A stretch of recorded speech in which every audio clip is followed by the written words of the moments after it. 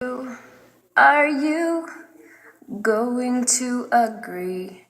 Our freedoms are waning and we'll lose our liberty, slipping one by one until there's nothing left to see.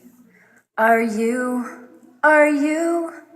willing to stand with me?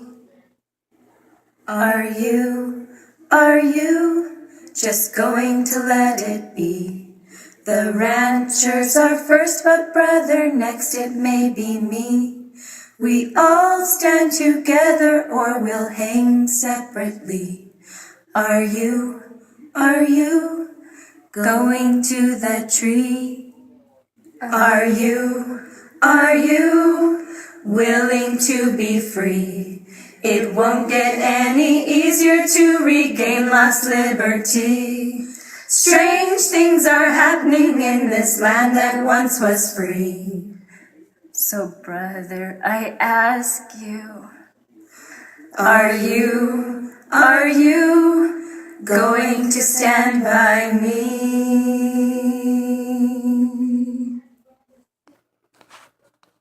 Okay, in my last video, I left off with the intruders in the house.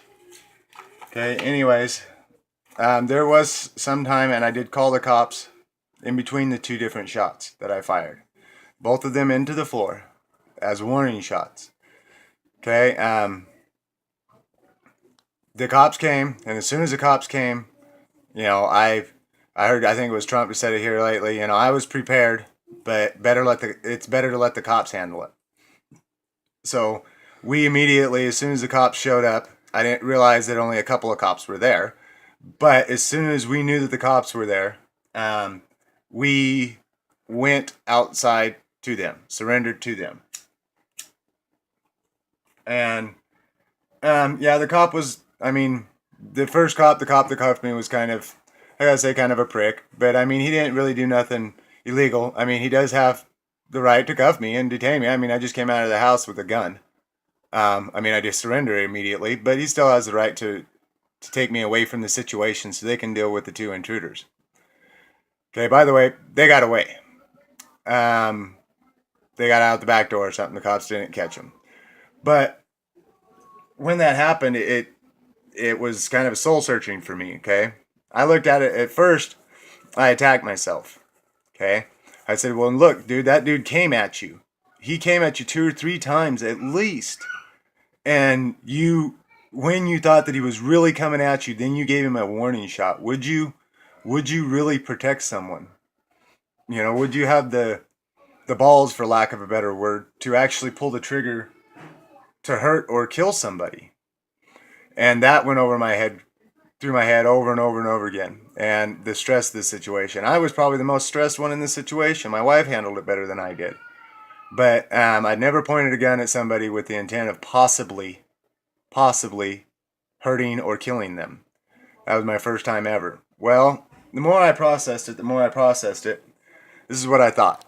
Actually, it was good.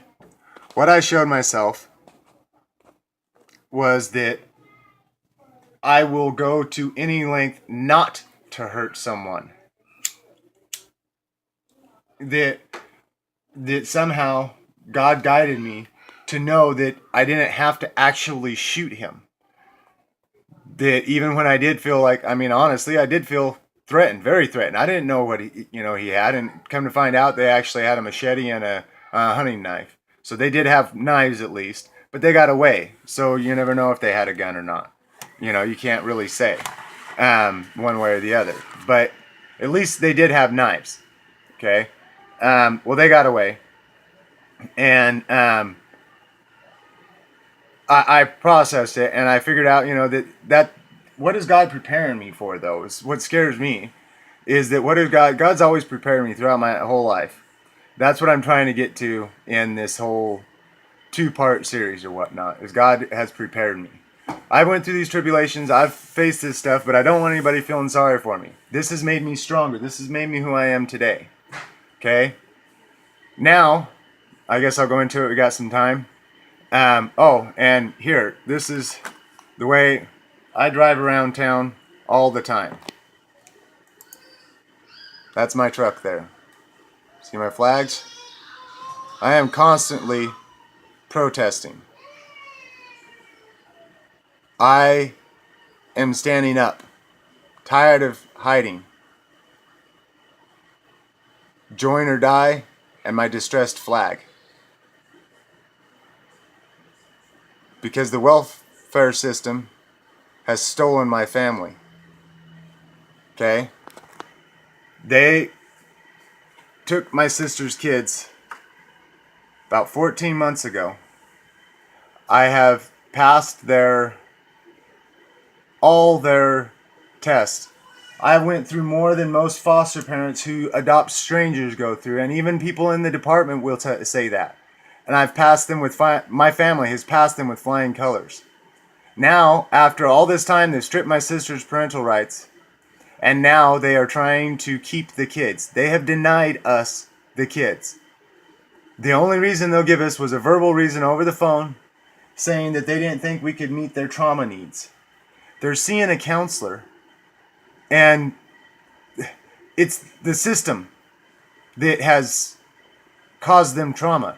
We definitely can help with their trauma needs. We have 14 affidavits from everybody from the church, the pastor of the church, the deacons in the church or whatever, to people who actually work for health and welfare, who like us. There's one caseworker that doesn't, and she told us that she would make sure we didn't get those kids.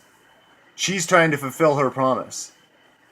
The reason that I was camera shy when I went to the refuge, the reason I was camera shy when I'm standing up, is because of that. Because I didn't want to lose those kids. I didn't want the system to take them. What they don't understand they've done is at this point they've taken away my reason to keep my mouth shut. I will no longer stand down. I can't do a lot of videos. I got a lot of stuff going on in my life. I got 9 kids. I got that house that I told you those people destroyed that I have to take care of, which involves ripping off the whole roof. I got my sister's kids to pay attention to. I got, my legal stuff that I'm dealing with. I'm fighting on all fronts. It's what we need to start doing. Stop taking plea bargains when you go to court. They offered me a plea bargain so I could get out of this careless driving. You know what they offered me? They offered me a $90 fine, and it's 2 points on my insurance record. A $90 fine, okay, for, what would they say, illegal lane change. That's what they wanted to charge me with, okay? So, I'm not doing this because I'm trying to circumvent the law. I'm not fighting this ticket because I'm guilty. I'm fighting this ticket because I'm not guilty, and I will not stand any longer for them just taking my rights. You plea bargain everything away, and you don't have anything left. Then they get a record on you. I got a record here. I don't know where it's at, but it's about a ½ inch thick or so. Okay? Oh, is this it? Oh, no, that's the report saying that we're approved to be foster parents. There. Here, just can't show you the actual paperwork, but that's how much paperwork there is there. Saying how this is from the system, from the people that work for welfare, saying how we can take care of them. How we've shown we can take care of them. How we're willing to do whatever it takes to take care of them, to meet their needs. I have 6 kids of my own. They say that with their trauma history, that we will not be able to give them enough attention because they are through so much trauma. And we have too many kids. Oh. Sorry, like I said, I'm not very tech savvy. Anyways, they want to take the kids, and then when we ask them why, how can we not meet their needs? What was the determination? They won't give us those records. They got till tomorrow. But the secretary didn't even want to file the paperwork because she said they never give out that information. Why don't they ever give out the information why family has been declined when I have the parents of the kids want me to have them? The grandparents of the kids want me to have them. Their uncles, everybody who's involved in those kids' life want them to come to us. We can keep our family connections. Why do they do this? I gotta say, God only really knows. But look into the CPS just a little bit and see what they do to keep money coming in. And it boggles my mind that could really be the reason. I mean, could they really look at kids and see what they're doing to these kids and that's okay? And like my attorney said, he said that, well, it's because they don't look at it that way. They see it as this is what's best for these kids. To be locked up in the system. They have attachment issues. And that's because they're not with their family. So you're going to take them away from their family, huh? That's your answer. I'm tired of this. I don't put out a lot of videos because I got a lot of stuff in my life, but don't think that I've stopped the fight. And all this infight, man, we really got to stop it. We're going to be attacked, guys. That's what's going to happen. People are going to attack us. The more you expose the truth, the more they're going to attack you. Keep the higher road and continue spreading truth. The truth will get through sooner or later. And sometimes some of those people who strongly disagreed with you will actually come back to back you because they found out they were wrong. And you didn't make them look like an ass. You don't need to make someone that's wrong look like an ass. Let them do that themselves. Let them hang themselves. We need to stick together as best we can. Now, that doesn't mean you can't offer your opinion or question someone. I question people. I get called an informant. I don't do a lot of videos, but I do comment on a lot of people's videos. If I like your videos, usually I only comment when I disagree. If I don't like your videos, I usually only comment when I agree. Just to show that, hey, I do understand that some people, these people that I don't agree with completely, sometimes they do have stuff right. Certain things, or they get you to look at things a different way. That's what America's about. We need not silence anybody, even if their hypothesis is completely outdated. I know that Burns was real. I was up there, but those people who are saying it's fake, shame on them. But I feel sorry for them. Feel sorry for them because they're still blinded. Let them learn. But we need to stop the fighting between each other and get back to the Constitution, guys. Who cares what people think of you? You're going to be attacked on every front. And if you keep defending yourself, you can't. That's what they want. You can't get to the fight of fighting for your rights. Start standing up. Yeah, defend yourself. But defend others too. It's okay to defend yourself. But defend yourself and let it lie. Let the people get mad.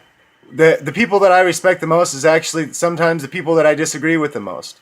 Because there's one guy, I won't mention any names, but there's one guy that he supports a certain person. I don't. I think the dude's wrong. I think that the dude's corrupt. And that I don't know if he's FBI informant or exactly what's going on, but I don't like the dude. Personally, I think that he's more harm than help. But I said that, and this guy really supports this. The guy channel it was really supports this guy. I criticized him. He jumped on me. A couple other guys, actually, even from the community, jumped on me there. And I've been jumped on here and there because I aired my grievances. Why I respected him so much, he never agreed with me. He still basically agreed to disagree. But why I respect him is because he didn't take down my comments. He let me make my defense, and he made his, and then we were done. We went about our way. I respectfully disagreed with his opinion, or questioned his opinion. He respectfully disagreed with mine. We did get it a little bit heated, but we ended respectfully. It's okay to disagree with someone, and it's okay to disagree with somebody on 90% of the stuff. But let's start concentrating on that 10% we do agree with. I've talked a little bit to the Finicum family. My mom has. We're going to start trying to include more things than just about cows. My fight with CPS, I'm trying to organize a protest. I'm going to put out a video about that protest. Still getting some of the details. I'm starting to run out of this here. But I will be trying to organize a protest for CPS in Idaho. And the Finicum family will weigh in on it also. And by the way, I personally got the permission from the Finicum family to play the song that I open up with all my videos with. They sung it. I play it from their thing. So I asked them if it was okay, and they said it was fine. But stay tuned. It might not be today that I put out the other video, but it will be soon. my time's up. Thanks, guys. Thanks for listening. Spread it, spread it, spread it. Truth is infectious.